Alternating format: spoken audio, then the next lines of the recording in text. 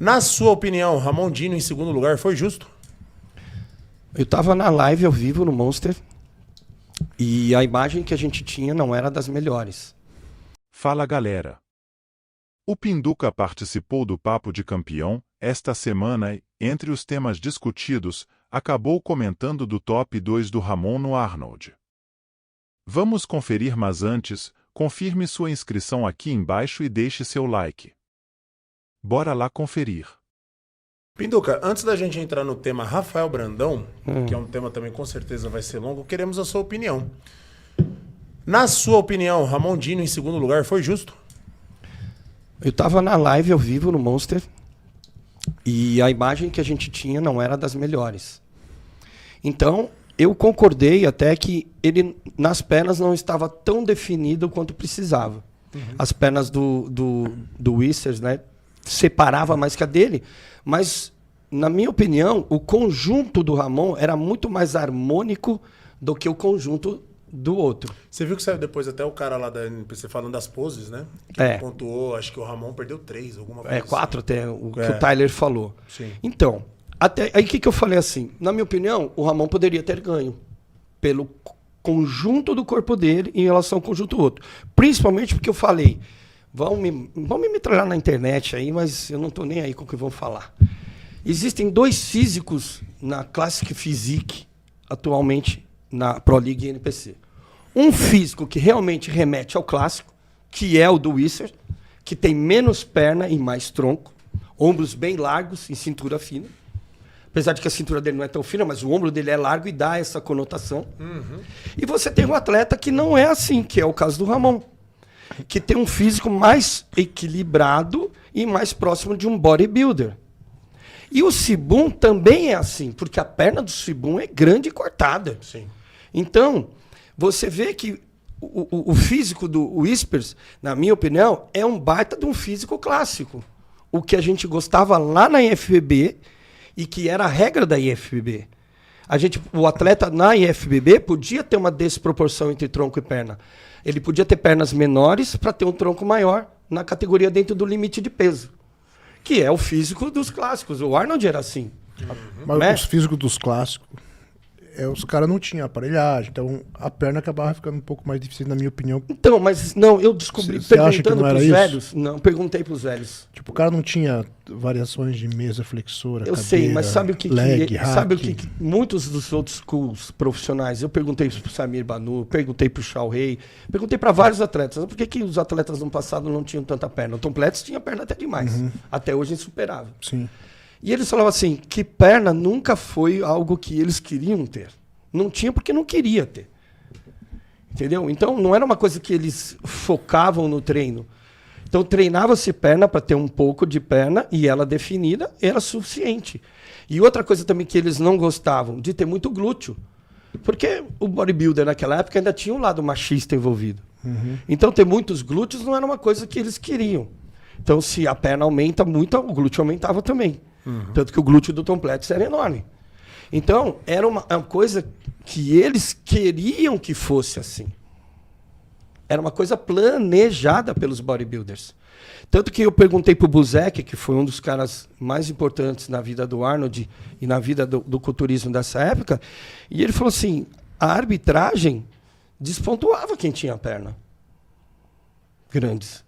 Porque era a visão da época. Tanto que, quando foi criada a categoria Classic, culturismo clássico, na IFBB, que foi um projeto que o Pavel idealizou, e teve apoio também do Buzek, do Bill, dos caras velhos, e foi apresentado no Congresso Mundial, foi aprovado. Por quê? Queriam se ver novamente os físicos clássicos.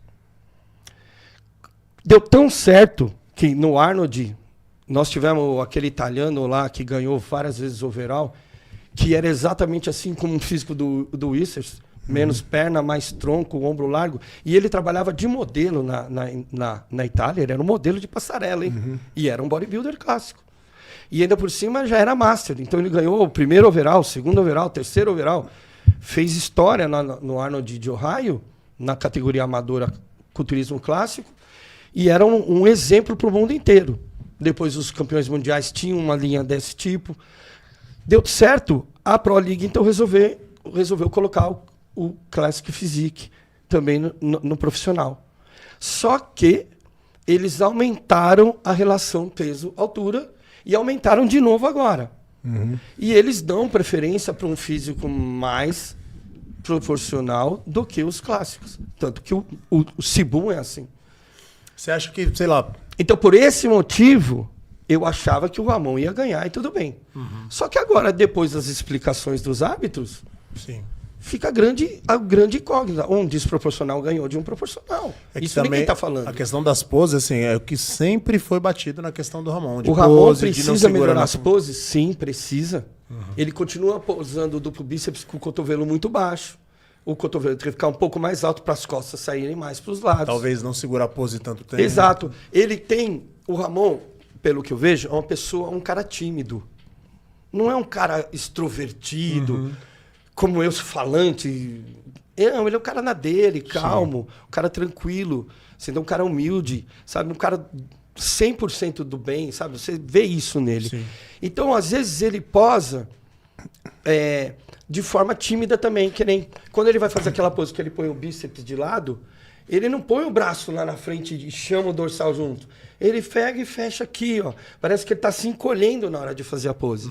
Por isso é uma característica natural dele, Ser introvertido, né? ser introvertido. Então, quando ele posa o arqueiro, ele olha para o bíceps e ao invés de olhar para a mão que estende. É assim que você posa o arqueiro, ele posa assim. Não sei por quê. Então talvez é por esse motivo também. Aqui, ó, vou olhar para o nada. Aqui eu estou olhando para o meu braço, entendeu? Ele volta mais para ele. Isso sempre precisou mudar nele. Ele precisa evoluir nisso. Ele precisa posar com expansão nas poses. Porque ele tem como explorar mais o físico dele. Sim. Dois atletas do passado que faziam isso muito bem, que são exemplos até hoje, são Marilhão Duponcher e Edson Serafim. São caras que quando você olha pessoalmente, você fala, nossa, como esse cara é pequeno, mas a hora que posa, Poncher era sai embaçado. músculo para tudo quanto é lado. Poncher era embaçado. Poncher com 70 quilos, você entendeu? Ficava gigante no palco. Por quê? Porque explorava ao máximo na pose. Serafim, idem. Então, quando eu estava treinando as poses do Rafa, eu botei muito isso na cabeça dele. Expande, coloca a mão aqui. É uma coisa que o Rafa ele já tem... Nem pela questão do trash talk, que eu acho que ele faz muito bem, mas é assim, é aquela confiança no sentido, cara, a gente sabia que, pô, o Rafa é foda, mas alguns degraus acima tá o Had, tá o Dauda, mas o Rafa tá chegando. Tá chegando. Você entendeu? Só que, mano, ele lá no palco, ele não quer nem saber. Tipo, no palco ele tá falando, mano, eu cheguei, quem vai ganhar isso aqui? Ele vai pra essa cima. Isso, essa confiança. Ele vai pra cima. Essa confiança, Ele talvez. vai pra cima. Talvez assim, cara. E ele posou melhor também nesse campeonato do que vinha posando. Muito. Nós treinamos, o Nil veio, treinou também. Aprendi coisas com o Nil que eu não conhecia, né, em relação a posar. Sim. Então, para mim, está sendo ótima essa parceria com O que eles. você aprendeu de novidade Eu aí? não vou contar. É segredo do Nil, nem que eu queira contar, eu posso. Mas eu aprendi com ele, ele aplicou isso no Rafa e deu mais efeito ainda nas poses. Então, Que pose, assim, que... Fala a pose que ele melhorou com esses a detalhes. pose que ele morou foi a pose de expansão dorsal, duplo bíceps de costas. A expansão E de costas. Peitoral de lado, também a gente conseguiu melhorar. O peitoral dele sai muito mais hoje no peitoral de lado do que saía antes. E o mais musculoso também. A mais musculosa ficou boa. O mais musculoso Ficou também. muito boa.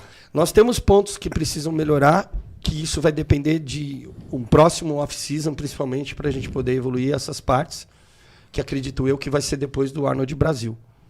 A gente consegue entrar em off de novo, descansar, entrar em off de novo e Já decidiu se é Arno Brasil e vai dar uma pausa ou ainda... depende do resultado. Ganhando o Arnold Brasil, a gente pode dar essa pausa e trabalhar em função só do Que Olímpia. o Rafa tinha falado em New York e alguns outros. Mas se conseguir a vaga já no Arnold Brasil, no nosso entendimento, ele não precisa competir de novo até o Olímpia. A gente pode fazer uma preparação, voltar para um off limpo, óbvio. Né? Um off não é desligado, né? Um off focado Sim, na sim. missão de melhorar os pontos que precisam melhorar.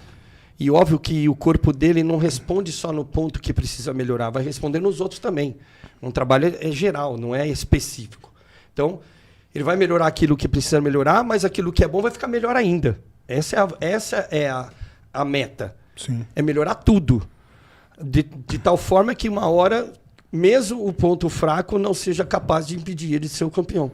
E dessa versão de Ohio, o que vai vir de melhoria no físico do Rafa Poir no Brasil? Então, eu acredito que a gente consegue. A finalização do Nil foi perfeita na minha visão. Eu acho que dessa versão do Rafa não tinha como estar melhor. Ele conseguiu manter tudo que a gente ganhou no off. Uhum.